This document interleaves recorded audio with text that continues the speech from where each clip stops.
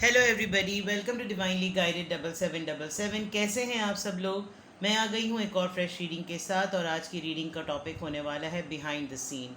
यानी कि वो कौन सी चीज़ है जो आपको अभी नहीं पता और होने वाली है, या यूनिवर्स आपके लिए क्या प्लान कर रही है, आगे क्या होने वाला है आपके करियर में, जॉब में, रिलेशनशिप में, लव लाइफ में, डोमेस्टिकली, व्हाट्सोएवर। हम सिर्फ और सिर्फ ये चेक करेंगे कि, क्योंकि रीडिंग जैसे प्रोग्रेस करेगी ऑटोमेटिकली पता चल जाएगा कि किस चीज़ की प्रिडिक्शन होने वाली है, या क्या चीज़ आपको सामने नज़र आएगी। ये टाइमलेस, जनरल और कलेक्टिव रीडिंग होगी। सिंपल रखूँगी, कोशिश करूँगी कि शॉर्ट हो, और कोई ऐसी चीज़ जो एज अ मैसेज अगर लगे कि ज़रूरत है तो वो भी मैं निकालने की कोशिश करूँगी। So without any further delay let's start. Channel पे सब्सक्राइब रहने का बेहद शुक्रिया। इतना पजीराई देने का, हौसला अफजाई करने का मैं आपकी बेहद ममनून हूँ।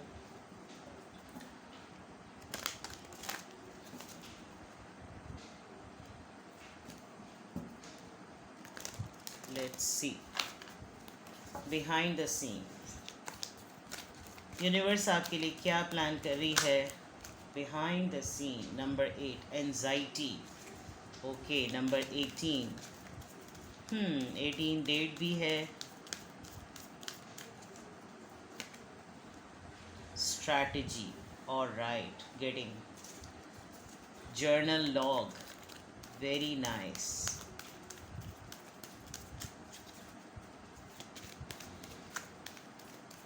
बहुत क्लियर कट लग रहा है जो भी हो रहा है। Third chakra, archangel Chamuel, alright, sacred one. देखें, सबसे इम्पोर्टेंट बात behind the scene, fourth chakra, bottom of the deck, ये भी रख लेते हैं यहाँ पे। अगर आप पेशेंटली वेट कर लें तो मैं सारे ही कार्ड्स पहले निकाल लूँ, ताकि, क्योंकि मुझे पता है कि जो मैं चीज़ें कहूँगी वो कार्ड ऑटोमेटिकली सामने भी आ जाएंगे। तो लेट्स टेक इट। ठीक है, बिहाइंड द सीन।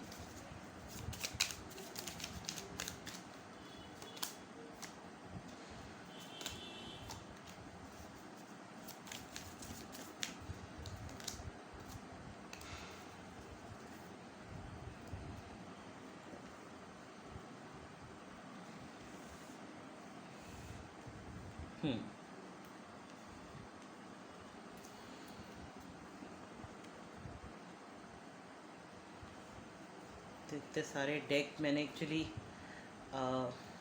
सही, number 18, number 21, 37, again 13, not again 34 and 39। ये नंबर्स नोट कर लीजिएगा। वैसे तो आपकी रीडिंग में इतनी सीक्वेंस और सीरीज़ में नंबर आए हैं। 34, 35 नहीं है, 37, 38, 39। ये किसी की स्पेसिफिक एज भी हो सकती है, और something it's related to 1 point, एक हफ्ता, एक महीना, एक हफ्ते से ज़्यादा, या कुछ इस तरह का। कोई आपके प्रोजेक्ट नंबर्स भी हो सकते हैं, आपकी बर्थ डेट भी हो सकती है, यानी जो कि 30 के अंदर अंदर आए। सॉलिट्यूड,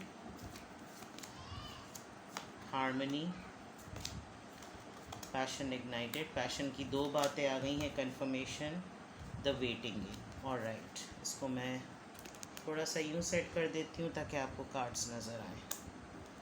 सही, चलें जी, अब स्टार्ट कर लेते हैं रीडिंग। बिहाइंड द सीन, एक तो सबसे इम्पॉर्टेंट बात जो मैं आपको गाइडेंस के तौर पे पहले ही कह दूं, अकेले मत रहें, सॉलिट्यूड में मत जाएं। और अगर आप तन्हाई पसंद या अलूफ़ फील कर रहे हैं, या आप अलूफ़ रहना प्रेफर कर रहे हैं, तो तन्हाई की भी एक्टिविटीज़ को कंस्ट्रक्टिव इंगेजमेंट में रखें।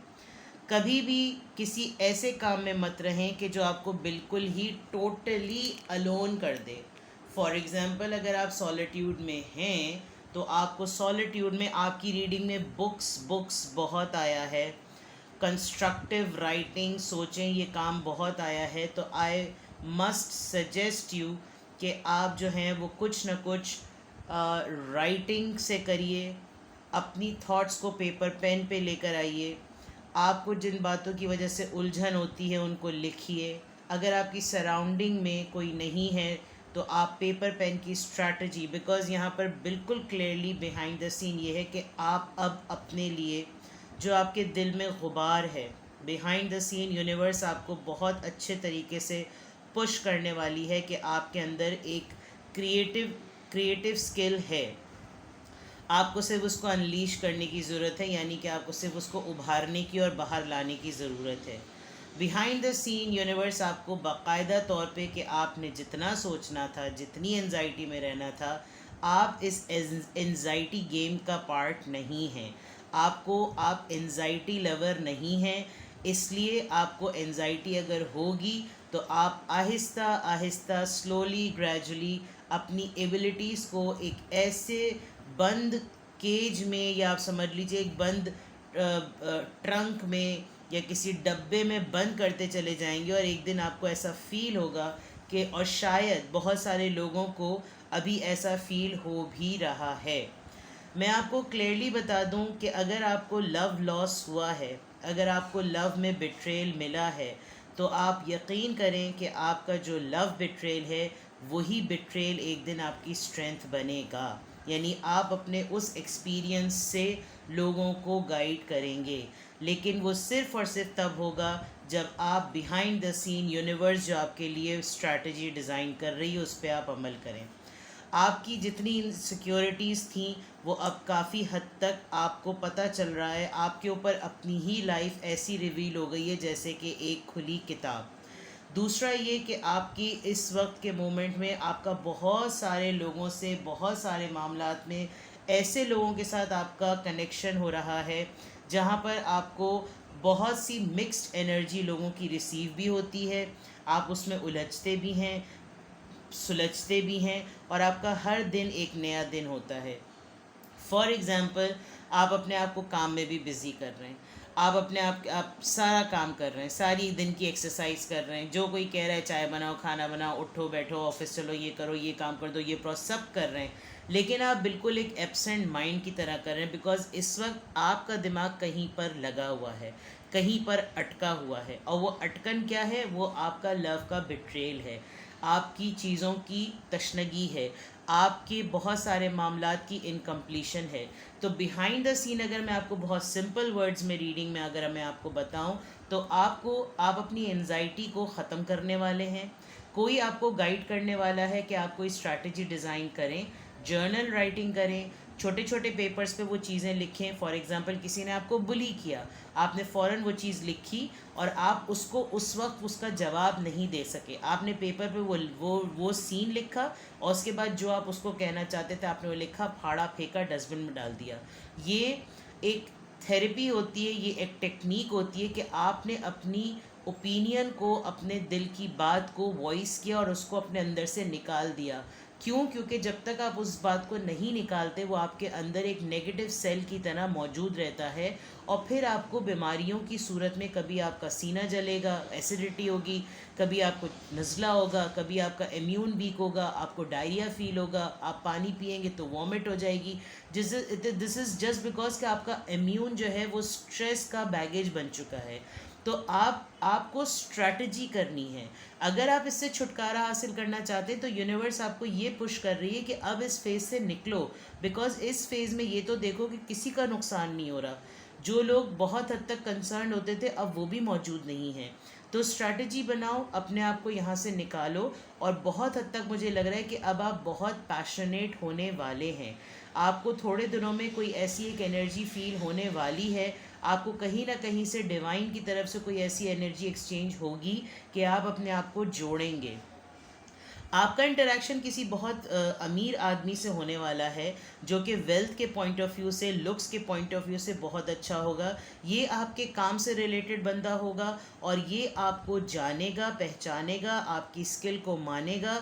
आप उस वक्त काफ़ी डाउन मोमेंट पर होंगे, लेकिन अगर आप अपने काम में डटे रहे, ऐसा भी मोमेंट हो सकता है कि आपकी नज़र भी ना पड़े, लेकिन ये बंदा आपको आपकी काम की जगह पर आइडेंटिफाई कर लेगा।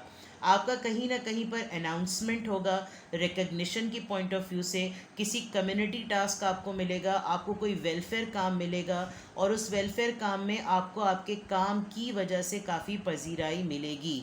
यानी यहाँ पर कोई एक पर्सन आपके टैलेंट को शोकेस करने के लिए यूनिवर्स आपके लिए प्लान कर रही है। अगर आप पोइट्री लिखते हैं, क्योंकि यहाँ पर बहुत ज़्यादा जर्नल राइटिंग और बुक की सॉलिटी, अगर आप पोइट्री लवर हैं, आप पोइट्री लिखते हैं, आपका लव का बिट्रेल है, उनको अल्फाज दीजिए, उनको जज्बात दीजिए, उनको एहसासात दीजिए और उनको लिखें। वही चीज़, वही जगह, वही जज्बा आपका पोइट्री की फॉर्म में, नज़मों की फॉर्म में, लॉग्स की फॉर्म में, ब्लॉग्स की फॉर्म में आप उसको कहीं ना कहीं पर पब्लिश करें। बिकॉज़ ये चीज़ आपको जब आपको सिमिलर लाइक्ड माइंड लोग मिलेंगे ना, तो आपको लगेगा कि ये तो मेरी तकलीफ़ ही मेरे जीने की वजह बन गई है। क्योंकि मैं यहाँ पर बहुत सारे लोगों को बिट्रेल में देख रही हूँ, और मैं उनको बिट्रेल में उसकी वजह से बिला वजह मैं अपने आप को आइसोलेट करते हुए देख रही हूँ। आप इस पूरे प्रोसेस में भी किसी का इंतज़ार कर रहे हैं, और वो इंतज़ार आपके पैशन की वजह से ख़ुद ब खुद आपकी तरफ अट्रैक्ट होगा।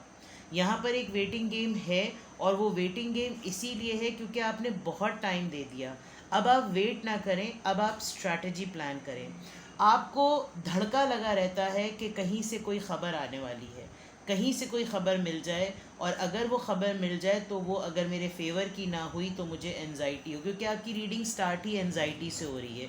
लेकिन उस एनजाइटी के बाद मुझे आप बहुत प्रोग्रेशन में लग रहे हैं, और वो प्रोग्रेशन तभी होगा जब आप अपने लिए ख़ुद काम करेंगे। तो बहुत इम्पॉर्टेंट है, बहुत ज़रूरी है कि जो यूनिवर्स आपके लिए प्लान कर रही है उसको रिसीव कीजिए, उसको समझिए, सॉलिट्यूड में से निकलिए। बिकॉज सॉलिट्यूड दोनों फेजेस में अच्छा भी होता है और बुरा भी होता है। अगर तन्हाई आपको किसी पॉजिटिव और कंस्ट्रक्टिव काम में इंगेज कर रही है तो बहुत अच्छी बात है, क्योंकि आप बहुत कुछ अकेले तन्हाई में रहकर बहुत कुछ अपनी लव लाइफ को रिफ्लेक्ट करेंगे। चाहे आप यूनियन में हैं या आप यूनियन में ना हो, लेकिन आप लिखना शुरू करें। और बहुत जगह पे मुझे ऐसा भी फील हो रहा है कि आप अगर आपका इंटरेस्ट है तो पोइट्री से रिलेटेड कॉन्फ्रेंसेस अटेंड कीजिए। बिकॉज़ यहाँ पर मुझे दो आपकी रीडिंग में 666 आया है। ये भी एक बहुत सिग्निफिकेंट साइन है, क्योंकि आपको अपनी लाइफ में अब एहसास हो रहा है कि आपको अपने लिए कुछ करना चाहिए। आपने अपनी ही स्किल को कैश तो करवाया है, लेकिन दूसरों के लिए किया है। अब आप अपनी स्किल को कैश करवाएं अपने पीस के लिए। Because this is a card, आपके सामने लाइफ है, हरियाली है, रोशनी है, सुकून है, लेकिन आपको वो इस वक्त इस एंजाइटी फेज़ में होने की वजह से नज़र नहीं आता। अगर मैं आपको आपके यहाँ के कार्ड्स दिखाऊं तो ये देखिए, ये आया है, क्योंकि ये डेक्स इतने बड़े बड़े हैं तो इनके कार्ड्स बहुत बड़े होते हैं, तो ये इस वक्त कैमरे में पूरे आ भी नहीं रहे, बट एनीवेज। तो ये चीज़ आपके सब सामने है, लेकिन आप किसी एक पर्टिकुलर स्टेट ऑफ माइंड में है जिसकी वजह से आप अपने तरफ की तमाम पॉजिटिव चीज़ों को नज़रअंदाज कर रहे हैं। तो मेरी एडवाइस आपको यही है, बल्कि यूनिवर्स आपके लिए बिहाइंड द सीन यही करी कि कोई यहाँ पर जो भी मेरे व्यूवर्स हैं वो इस वक्त कुछ मोटी मोटी चीज़ों की वजह से छोटी छोटी बहुत सी अच्छी अबंडेंट चीज़ों को नहीं देख रहे। अब वो मोटी मोटी चीज़ें क्या हैं? Peace, anxiety, message of concern, मेरा लवर। ठीक है, आप अच्छी एनर्जी में होंगे, आपका फोकस आपका अपना आप होगा, तो ऑटोमेटिकली वो लोग आपको कांटेक्ट करेंगे जिनको आप हर वक्त जिनके पीछे भागते हैं, क्योंकि वो आपको इग्नोर करते ही इस वजह से क्योंकि आप उनके पीछे भाग रहे हैं। तो मैनिफेस्टेशन भी यही कहती है, लॉ ऑफ अट्रैक्शन भी यही कहता है कि आपको जो चीज़ अपने पास चाहिए उसकी एक दफ़ा तमन्ना करें और फिर उसको छोड़ दीजिए, फिर वो खुद ब खुद आपकी तरफ अट्रैक्ट होगी। क्यों? क्योंकि आपका फोकस दूसरी तरफ होगा, और फिर एक दिन आपको वो चीज़ ऐसे मिलेगी कि आपको खुद हैरानी होगी कि यार ये तो मैंने कब बात की थी और ये मुझे मिल गया, अब तो मुझे इसकी नीड भी नहीं है। वहाँ पर हो जाती है इंसान की हीलिंग, और फिर आप ना स्टेट ऑफ माइंड में होते हैं, ना एंगर की, ना बिट्रेल की, ना इमोशनल लॉस की, बल्कि आप कम्प्लीटली हील्ड हुए हुए होते हैं। आपकी लाइफ का पर्पस चेंज हो चुका होता है। यहाँ पे बहुत सारे लोगों के लिए बहुत स्ट्रॉन्ग मैसेज ये है कि आप अपनी क्रिएटिविटी को दिन ब दिन अगर अकेले और तन्हाई में दबाते रहेंगे तो वो एक दिन दब ही जाएगी।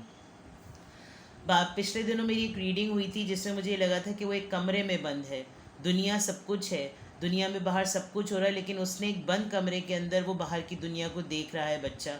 मैं आज भी ये बात रिपीट कर रही हूँ कि मुझे इस रीडिंग को देखकर साफ लग रहा है कि यूनिवर्स आपको उस बंद कमरे में भी रहते हुए मैसेजेस भेज रही है कि इस बंद कमरे में रहते हुए भी तुम्हारी सलाहियतें बहुत ज़्यादा हैं।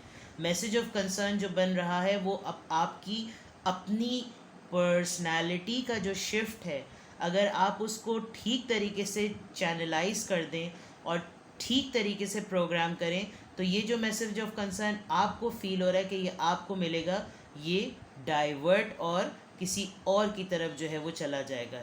आपकी पर्सनालिटी ट्रांसफॉर्मेशन किसी और के लिए मैसेज ऑफ कंसर्न बन सकती है और शायद कोई आपकी तस्वीर देखे, शायद कोई आपका लेटर पढ़े, कोई आपका पब्लिकेशन पढ़े। मुझे पता नहीं क्यों यहाँ पे बहुत कुछ पब्लिकेशन से नज़र आ रहा है। तो प्लीज़ ये काम ज़रूर कीजिए और यूनिवर्स आपके लिए यही मैसेज दे रही है, बिहाइंड द सीन आपके लिए यही हो रहा है कि आप अपनी गाड़ी का गियर खुद ही डालें और स्टीयरिंग खुद ही संभालें। ठीक है, कोई आपके आपके क्योंकि सब ने आपको इस्तेमाल करके कॉर्नर कर दिया है। अब अगर इस कॉर्नर में होने के बाद अब अपने एक्सपीरियंसेस को राइटिंग में नहीं लाएंगे और उसको रिफ्लेक्शन नहीं देंगे और उसको पब्लिकली अनाउंस नहीं करेंगे, शोकेस नहीं करेंगे, यकीन करें आप एक राइटअप एक ब्लॉग डालें, 50 लोग उस पर रिस्पॉन्ड करते हैं कि ये तो मेरी लाइफ से मिलता जुलती, ये तो मेरी राइटिंग है, ये तो मेरी रिफ्लेक्शन है। अगर आपको सीखना है कि रिफ्लेक्टिव राइटिंग क्या होती है तो बहुत छोटे छोटे से तरीक़े होते हैं, यूट्यूब और गूगल भरा पड़ा हुआ है। अपनी क्रिएटिविटी को मत दबाइए, प्लीज़ अपने ऊपर फोकस करें, बिकॉज यूनिवर्स आपको बिहाइंड द सीन यही आपके लिए स्ट्रैटेजी डिज़ाइन कर रही है। तो ये थी आपकी रीडिंग के बिहाइंड द सीन आपके लिए क्या हो रहा है। मुझे कमेंट सेक्शन में बताएं कि अगर आप इसी तरह की एनर्जी में हैं तो प्लीज़ अपनी इस एनर्जी को इस तरह की रीडिंग की गाइडेंस के थ्रू जो है वो शिफ्ट करने की कोशिश करें ताकि आपकी लाइफ बेटर वे में आगे बढ़े। ठीक है, अपना ख्याल रखिएगा। प्राइवेट रीडिंग्स के लिए मैं अवेलेबल हूँ। कंट्री कोड पाकिस्तान का डालिए और रीडिंग को अब वीकडेज़ चल रहे हैं तो प्लीज़ एडवांस में आप जो है वो अपने डेज़ बुक कर लीजिए, बिकॉज़ वीकडेज़ में मेरे लिए बहुत मुश्किल है, लेकिन मैं कभी भी किसी को इनकार नहीं करूँगी। ठीक है, अपना बेहद ख्याल रखिएगा, दुआओं में याद रखिएगा। अल्लाह हाफ़िज़।